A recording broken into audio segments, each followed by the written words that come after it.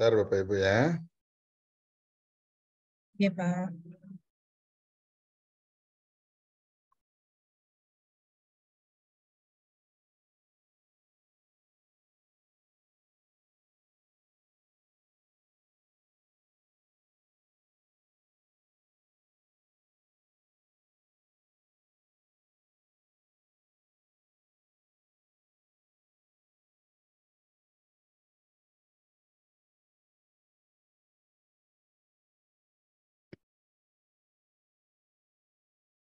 Oke itu ya, itu saya contohkan tadi.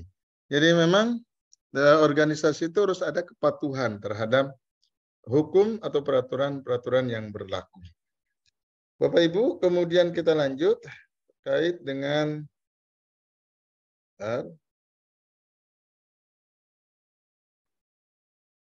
tugas dan pekerjaan manajemen. Menurut Lois bahwa fungsi dan tugas utama manajemen itu yang pertama adalah leading. Leading itu berkaitan dengan kepemimpinan. Yang kedua adalah planning. Dan yang ketiga adalah organizing. Yang keempat itu adalah controlling. Jadi menurut Lewis itu inilah tugas dan pekerjaan manajemen. Bagaimana kemudian manajemen itu tugasnya adalah memimpin yang disebut dengan leading. Kemudian manajemen itu membuat perencanaan disebut dengan planning. Kemudian manajemen itu juga menyusun disebut dengan organizing. Kemudian manajemen itu adalah mengawasi atau controlling. Maka kita bisa lihat terkait dengan tugas memimpin. Apa tugas memimpin itu? Yang pertama adalah bahwa dalam memimpin, pemimpin harus mengambil keputusan. Karena tugas dia memimpin, maka proses pengambilan keputusan itu harus dilakukan dalam atau pada waktu kapan saja, baik itu dalam keadaan normal maupun dalam keadaan genting. Maka pemimpin itu harus memiliki keterampilan memimpinnya. Seorang pemimpin itu betul-betul harus menguasai bagaimana cara dia memimpin dan bagaimana cara dia membuat keputusan strategis atau mengambil keputusan dalam kondisi-kondisi terdesak atau kondisi-kondisi darurat atau genting. Yang kedua, tugas memimpin itu yang kedua itu adalah melakukan komunikasi.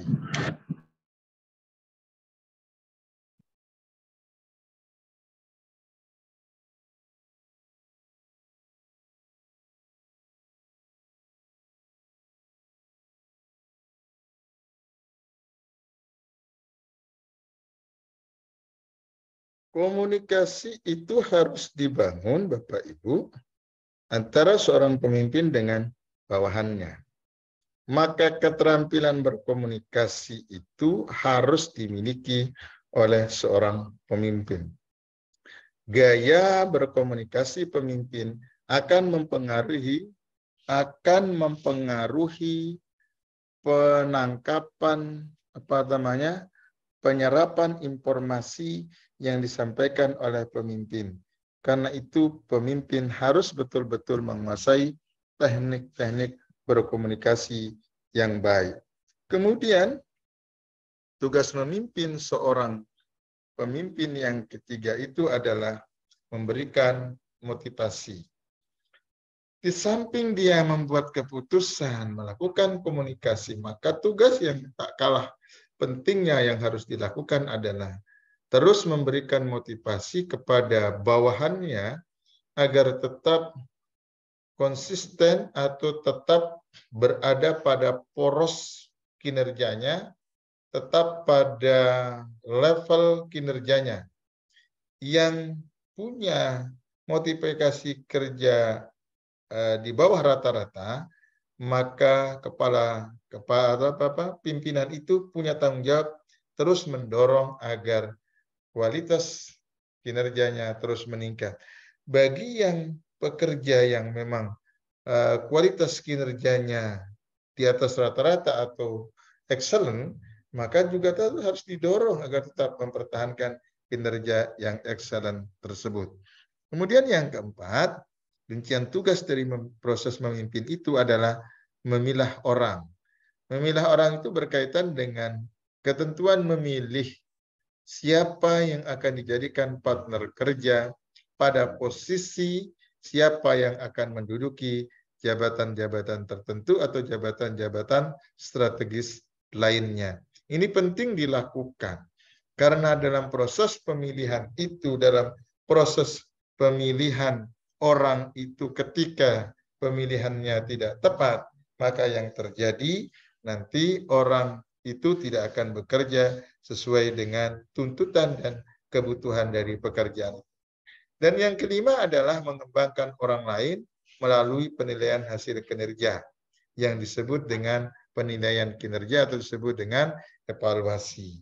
Pasca dari proses penilaian itu yang tak kalah pentingnya adalah memberikan saran dan memberikan kritikan serta memberikan latihan-latihan tindak lanjut kepada karyawan-karyawan yang memang punya kesulitan di dalam menyelesaikan tugas yang menjadi tugas pokok dan fungsinya. Itu yang pertama Bapak Ibu, tugas dan pekerjaan manajemen menurut Lois, yaitu memimpin disebut dengan leading. Yang kedua adalah merencanakan Bapak Ibu. Merencanakan disebut dengan planning. Apa yang perlu diharapkan dalam proses merencanakan itu? Satu, meramalkan waktu yang akan datang. Bahwa dalam perencanaan itu mampu meramalkan waktu yang akan datang. Karena itu nanti kita kenal ada namanya perencanaan jangka pendek, jangka menengah, jangka panjang, dan rencana strategis itu terkait dengan ramalan. 10, 20, 30, 40 tahun ke depan itu dalam proses perencanaan itu sudah memungkinkan untuk diramalkan. Apa yang akan terjadi 2 tahun ke depan, 3 tahun ke depan, dan seterusnya. Membuat target dan sasaran, Bapak Ibu. Kemudian membuat rencana urutan kegiatan yang dibutuhkan untuk pencapaian target, mengatur urutan waktu pelaksanaan, dan seterusnya.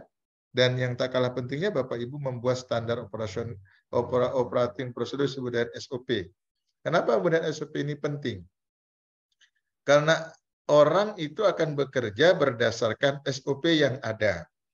Misalnya, kepala sekolah, apa yang dia kerjakan nanti akan tertuang dalam standar operasi prosedur tadi.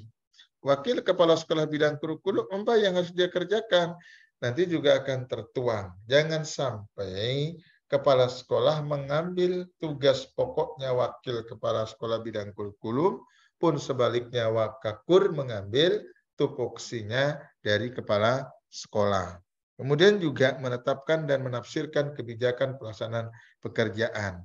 Ini yang menjadi ranah dari proses planning atau merencanakan.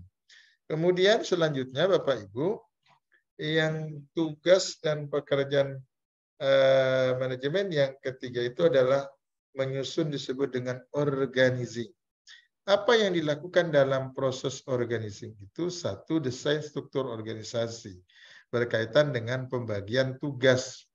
Siapa yang menduduki posisi ini dan itu, siapa yang bertanggung jawab atas pekerjaan A, B, C, dan seterusnya.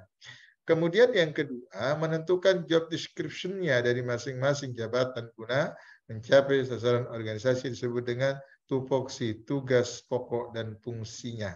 Kemudian mendelegasikan tanggung jawab dan wewenang, menetapkan pertanggungjawaban untuk hasil yang dicapai. Kemudian juga tugas dari organisasi itu adalah menetapkan hubungan-hubungan yang membedakan antara atasan dan staf. Artinya ada alur kerjanya, ada batasan-batasan antara atasan dengan bawahan yang biasa disebut dengan jalur hierarki tadi. Ada yang sifatnya koordinasi, ada yang sifatnya perintah langsung. Kemudian mendeskripsikan hal-hal yang dianggap efektif sehubungan dengan pemanfaatan sumber daya manusia guna mencapai sasaran dalam setiap implementasi manajemen itu. Itu yang ke berapa Bapak Ibu? Yang ketiga ya. Pertama tadi adalah leading, yang kedua adalah planning, yang ketiga adalah organizing, dan yang terakhir Bapak Ibu, tugas dan pekerjaan manajemen yang terakhir itu adalah terkait dengan controlling, yaitu proses pengawasan. Apa yang dilakukan dalam proses pengawasan? Melakukan pengembangan pekerjaan. Kedua, melakukan pengukuran hasil kerja. Ketiga, melakukan perbaikan dan mengoreksi kesalahan. Melakukan pengembangan pekerjaan itu berkaitan dengan apakah seseorang itu melakukan pekerjaan sesuai dengan standar operasi kerjanya. Ketika yang bersangkutan tidak melakukan pekerjaan sesuai dengan standar operasi, berarti ada proses pengembangan pekerjaannya melalui proses latihan atau melalui proses magang. Biasanya untuk tenaga kerja pemula itu kalau di perusahaan itu ada istilah magang. Magangnya bisa sebulan, 2 bulan, 3 bulan. Kenapa? Untuk memastikan bahwa yang bersangkutan nanti sudah siap memasuki dunia kerja yang sesungguhnya. Melakukan pengembangan pekerjaan ini juga berkaitan dengan memberikan contoh kepada karyawan tentang bagaimana melaksanakan pekerjaan yang baik dan benar sesuai dengan SOP yang berlaku. Dalam posisi ini berarti pemimpin tertinggi harus memberikan contoh terkait dengan standar operasinya. Kalau itu berkaitan dengan misalnya perencanaan, maka pemimpin harus mampu menguasai tentang ilmu perencanaan. Kalau itu terkait dengan budgeting, berarti pemimpin harus menguasai tentang ilmu budgetingnya. Melakukan pengukuran hasil kerja. Pengukuran hasil kerja itu berkaitan dengan hasil kumulatif dari proses survei yang dilakukan, entah itu menggunakan scoring angket maupun scoring wawancara maupun scoring observasi yang pada akhirnya akan menjadi dasar proses penilaian apakah pekerjaan itu kinerjanya sangat baik, cukup, atau tidak baik. Kemudian melakukan perbaikan dan mengoreksi kesalahan. Itu berkaitan dengan tindak lanjutnya dari proses pengembangan dan proses pengukuran tersebut. Nah ini Bapak Ibu, tugas atau apa tadi? Tugas dan pekerjaan dari manajemen itu. Sedikit kita maraton Bapak Ibu, setelah itu nanti baru kita sediakan waktu untuk bertanya. Kemudian yang poin yang keempat, keterampilan manajemen. Ada banyak keterampilan yang harus dikuasai dalam implementasi manajemen. Yang pertama adalah keterampilan komunikasi yang efektif. Ini harus dikuasai oleh semua orang. Apalagi kalau kemudian orang itu dinasbikan sebagai pimpinan. Keterampilan komunikasi yang efektif itu berkaitan dengan bagaimana cara orang berkomunikasi dengan person-person atau kelompok-kelompok atau sub-sub kelompok pekerjaan yang ada di organisasi tersebut. Yang kedua adalah keterampilan konseptual. Keterampilan konseptual itu berkaitan dengan pemahaman seseorang terhadap konten pekerjaannya, terhadap deskripsi pekerjaannya. Saya misalnya diamanai sebagai seorang kepala sekolah. Berarti saya harus betul-betul menguasai secara konseptual bagaimana menjadi kepala sekolah yang baik, bagaimana tipe kepala sekolah, dan seterusnya. Kemudian keterampilan teknis. Keterampilan teknis itu berkaitan dengan tata cara kerja seseorang. Ketika dia dibebankan sebagai bendahara, berarti dia harus menguasai tentang teknik penyusunan anggaran yang disebut dengan budgeting tadi. Artinya yang bersangkutan harus menguasai tentang teori-teori akuntansinya. Kemudian keterampilan manajemen waktu berkaitan dengan pengelolaan dan pengolahan waktu yang ada. Pengelolaan dan pengolahan waktu itu berkaitan juga pemanfaatan waktu seefisien dan seefektif mungkin. Sehingga pekerjaan itu bisa terselesaikan sesuai dengan timing waktu yang diberikan atau bahkan melebihi target yang direncanakan. Kalau target yang direncanakan 10 hari, dia bisa menyelesaikan dalam waktu 2 atau 3 hari. Keterampilan kepemimpinan yang visioner ini penting juga dikuasai. Seorang pemimpin yang baik adalah pemimpin yang visioner. Pemimpin yang punya visi ke depan. Dia tidak stagnan. Setiap derap langkah napasnya, pikirannya, yang ada dalam benak otaknya adalah bagaimana dia terus mengembangkan organisasi itu agar menjadi organisasi yang bermutu dan dapat bersaing di tingkat nasional maupun tingkat internasional. Kemudian keterampilan membuat keputusan cepat. Di sini juga perlu diimbangi dengan keterampilan problem solving. Kemampuan menemukan dan memecahkan berbagai macam masalah dalam organisasi tersebut. Kemudian keterampilan perencanaan dan pengorganisasian. Ini beberapa keterampilan-keterampilan yang memang harus dikuasai di dalam manajemen tersebut. Siapapun yang menasbihkan dirinya menjadi anggota organisasi, paling tidak dia harus menguasai keterampilan. Karena tidak menutup kemungkinan nanti salah satu atau salah dua atau salah tiga dari kita itu akan memiliki posisi sebagai pemimpin tertinggi dalam manajemen tersebut. Karena itu kesediaan kita, kesiapan kita dalam penguasaan keterampilan ini harus menjadi prioritas ketika kita menasbihkan diri masuk dalam komunitas organisasi yang bersangkutan. Keterampilan yang lain adalah keterampilan analisis, kemampuan interpersonal, fleksibilitas, berpikir secara strategis, jujur dan terbuka, kemudian kreatif, kemampuan untuk menginspirasi orang lain. Ini yang juga keterampilan lainnya. Kemampuan untuk menginspirasi orang lain itu berimbas kepada semangat atau keinginan orang untuk terus berkompetisi, untuk maju. Maka posisikan diri kita menjadi orang yang memang menjadi orang yang selalu dicari orang untuk dimintai advisnya, dimintai nasihatnya. Tentu dengan satu catatan bahwa ya kita harus memberikan teladan, kita harus memberikan contoh yang baik pula. Kalau kita mengajarkan kepada orang untuk maju, maka itu bukan sekadar kata-kata, bukan sekadar ucapan, tapi kitalah yang dulu menunjukkan bahwa kita maju. Kalau kita memberikan motivasi kepada orang lain, ayo lanjutkan studi yang lebih tinggi, maka kita harus menjadi pionir bagi mereka agar menjadi contoh bahwa apa yang kita sampaikan ternyata sudah kita lakukan. Maka penting sebelum kita menginspirasi orang lain, kita harus menjadi teladan bagi orang lain. Kalau sudah kita menjadi orang teladan, maka keberadaan kita harus dicari orang lain. Ketika kita tidak ada di satu komunitas itu, maka ibarat oase di padang pasir. Selalu kehadirannya selalu diharapkan di tempat itu.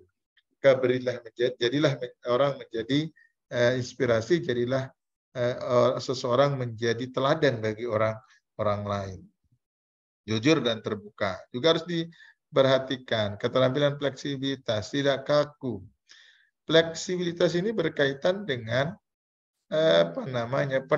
penerapan aturan yang sifatnya tidak terlalu kaku, tapi di sisi lain juga harus diperhatikan standar etika dan aturan yang diterapkan. Tidak boleh juga terlalu longgar, tidak boleh juga terlalu kaku. Sesekali boleh kaku, sesekali boleh fleksibel atau boleh longgar. Nah, kemudian Bapak Ibu, tanggung jawab sosial manajemen. Jadi tanggung jawab sosial manajemen itu ya tanggung jawab atas kelancaran semua kegiatan yang telah direncanakan. Itu menjadi tanggung jawab sosial manajemen. Kemudian menjalin kerjasama dengan sumber daya manusia dan pihak-pihak terkait lainnya. Kemudian merancang tujuan jangka pendek, menengah, jangka panjang, dan rencana strategis. Ini yang menjadi tanggung jawab sosial manajemen. Ketiga-tiganya bertanggung jawab atas kelancaran semua kegiatan yang direncanakan. Jangan sampai kemudian kita abai terhadap seluruh kegiatan manajemen yang sudah direncanakan.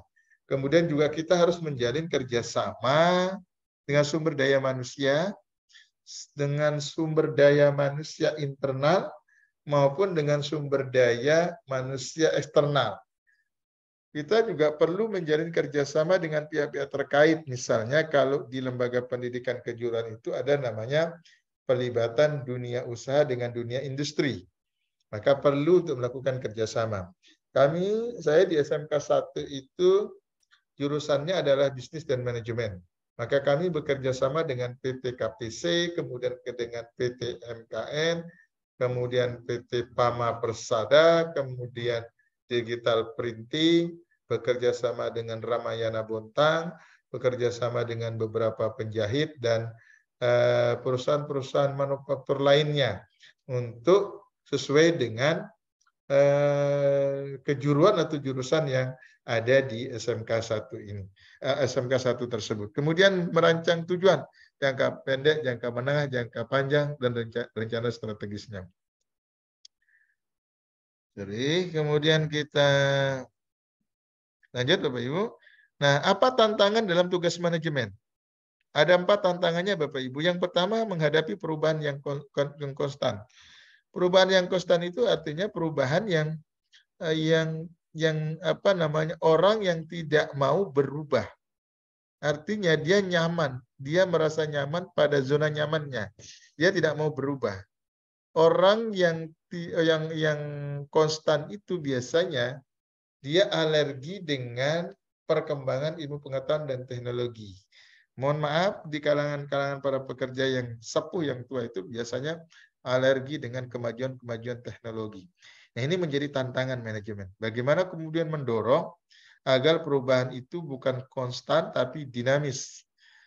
Kan di dalam proses perkembangan ilmu pengetahuan itu selalu perkembangannya begitu cepat sekali.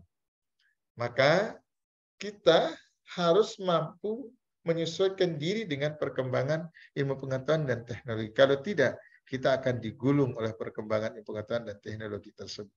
Kemudian tantangan yang kedua itu adalah mengelola konflik di tempat kerja. Ini yang paling sulit dirasakan. Karena konflik itu bisa saja datang dari siapa saja. Konflik itu bisa datang oleh sebab apapun. Baik itu sebabnya hanya sepele maupun sebab-sebab yang besar.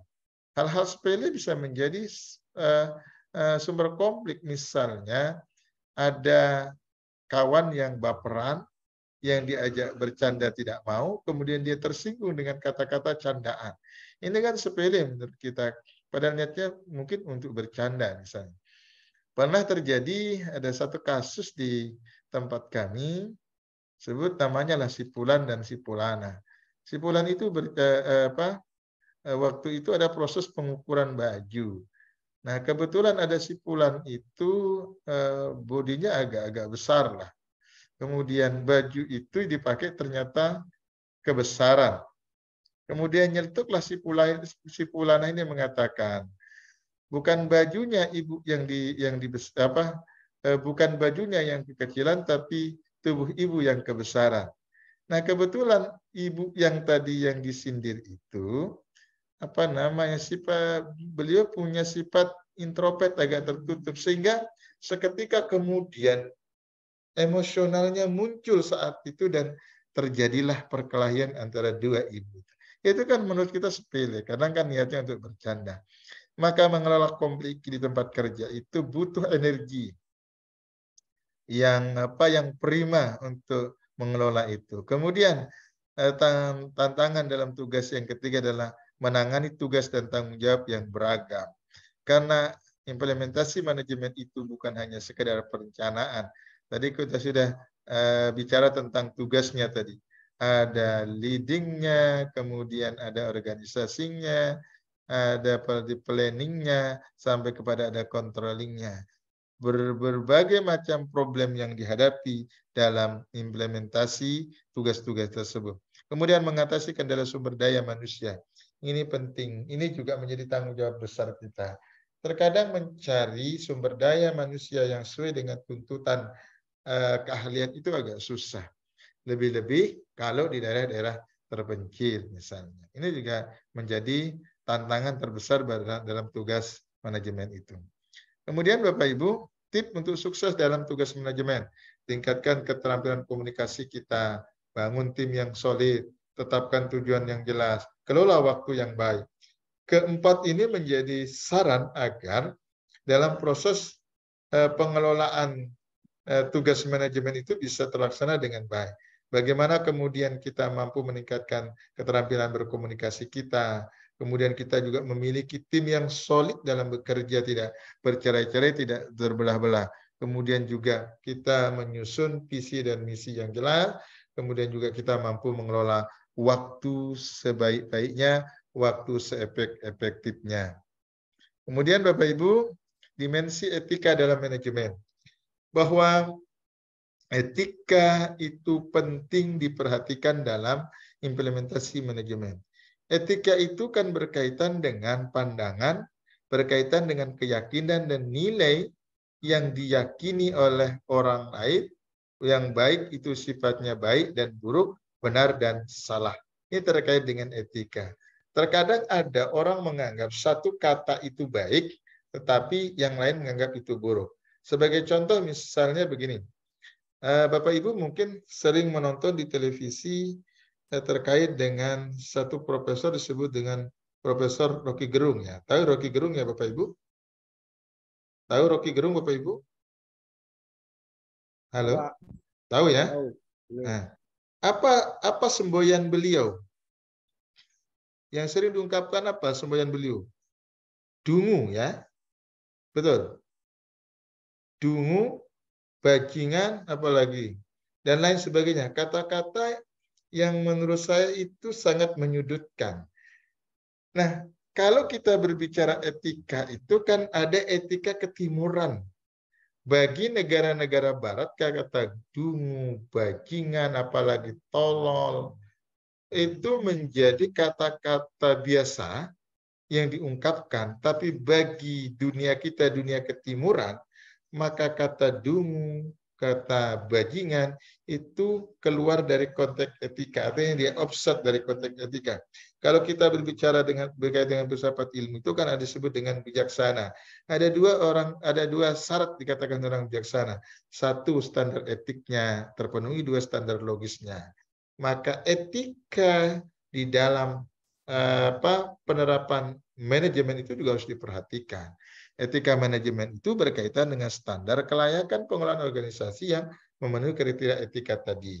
Baik, benar, salahnya, baik, buruk, benar, salahnya itu harus diperhatikan. Nah, nilai-nilai personal sebagai standar etika itu apa, Bapak Ibu? Satu, piliu.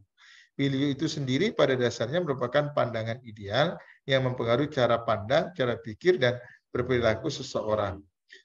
Piliu kita itu kan terkait dengan bagaimana pengaruh dari pengetahuan informasi yang kita dapat. Etika tertinggi dalam diri kita apa? Etika sopan santun tadi. Jadi etika sopan santun menjadi etika piliu tertinggi. Bahwa saya kembalikan kata dungu itu dari sisi etika itu tidak sopan dan tidak santun.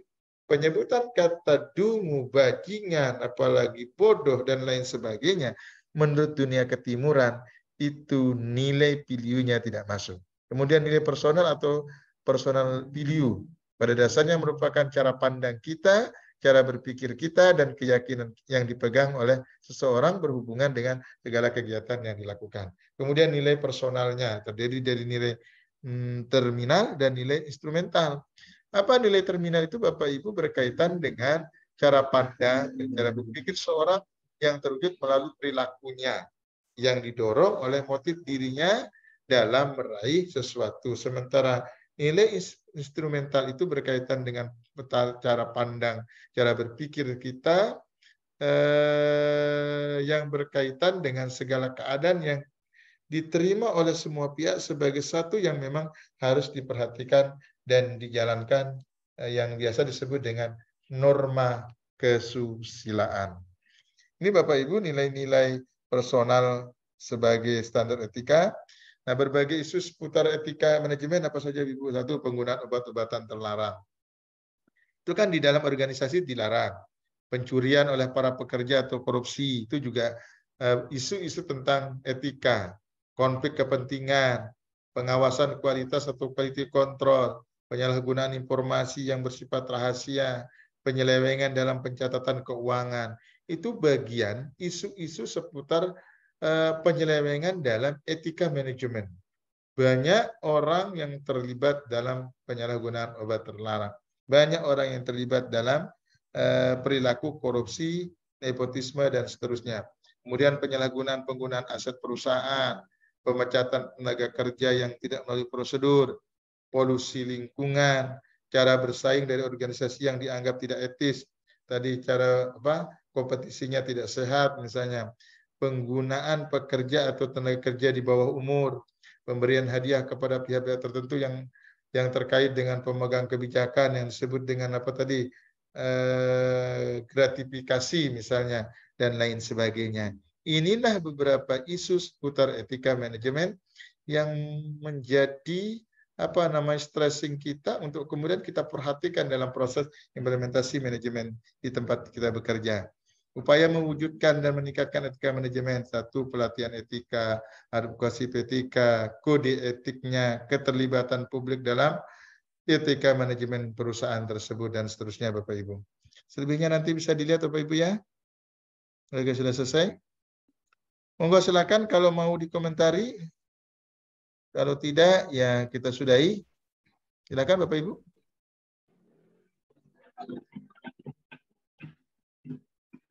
Ada yang mau dikomentari? Ya, boleh Pak. Monggo tafadhol, silakan.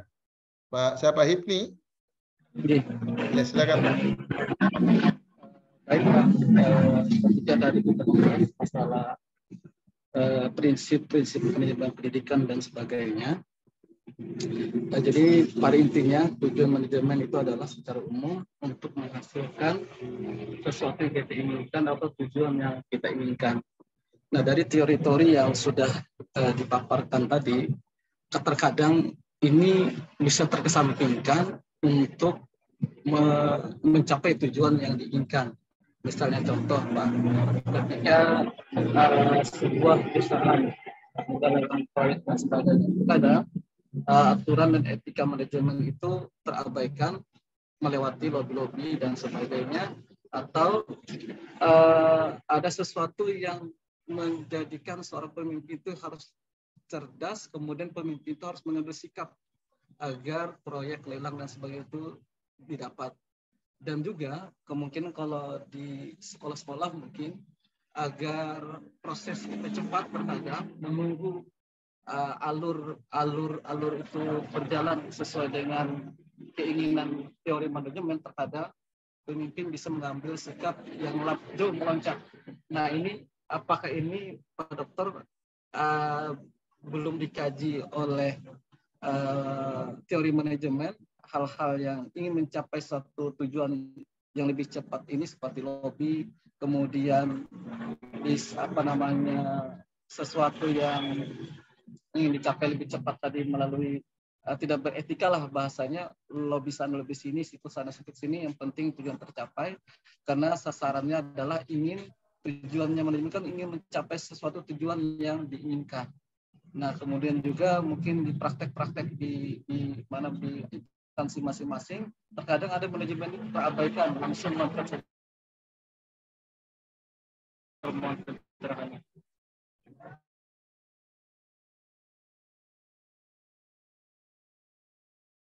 Oke, sudah Pak Hipni?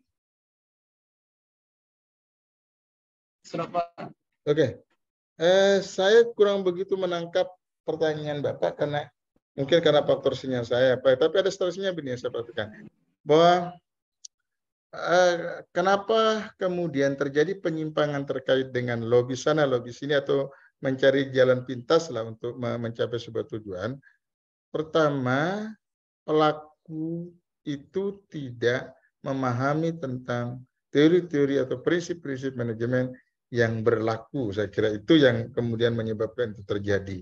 Yang kedua adalah standar etik itu terabaikan, Bapak. Jadi kalau standar etik itu terabaikan, maka yang terjadi seperti tadi itu, mengambil satu jalan pintas untuk mencapai tujuan itu.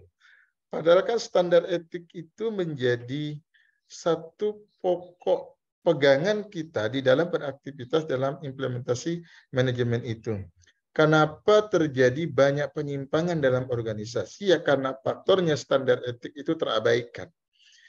Standar etik itu tidak menyatu dalam kolbu seseorang, tidak menyatu dalam seluruh aktivitas dia kesehari-hariannya.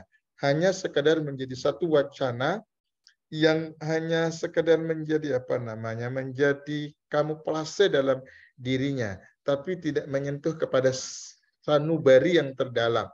Kalau orang yang kemudian menginternalisasikan etik itu ke dalam kalbunya dan ke dalam aktivitas sehari-harinya, maka dia akan mengatakan bahwa apa yang saya lakukan ini adalah salah. Jalur yang saya lakukan ini adalah salah, tidak sesuai dengan standar dan prosedur yang berlaku dalam implementasi manajemen itu. Jadi dua hal itu yang kemudian menyebabkan kenapa itu bisa terjadi. Kemudian yang ketiga, ada ruang, Bapak. Ada ruang itu. Ketika ruang itu dibuka selebar-lebarnya, yang terjadi maka orang akan berbondong-bondong masuk ruang itu. Andaikan ruang itu ditutup rapat, maka saya kira juga tidak akan terbuka. Ibarat sogok menyogok lah Bapak Ibu ya. Sogok menyogok itu kenapa terjadi korupsi itu? Karena ada ruang kesempatan. Ada yang memberi, ada yang menerima. Andai kata yang menerima menutup pintu rapat-rapat, maka mungkinkah yang memberi itu akan berhasil? Kecil kemungkinan.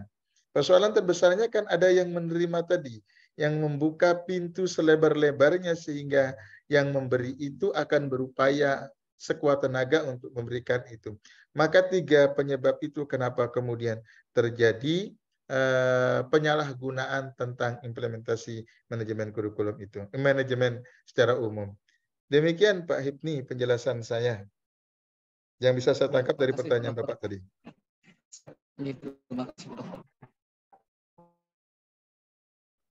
Oke Bapak Ibu, cukup ya? Sudah mau azan?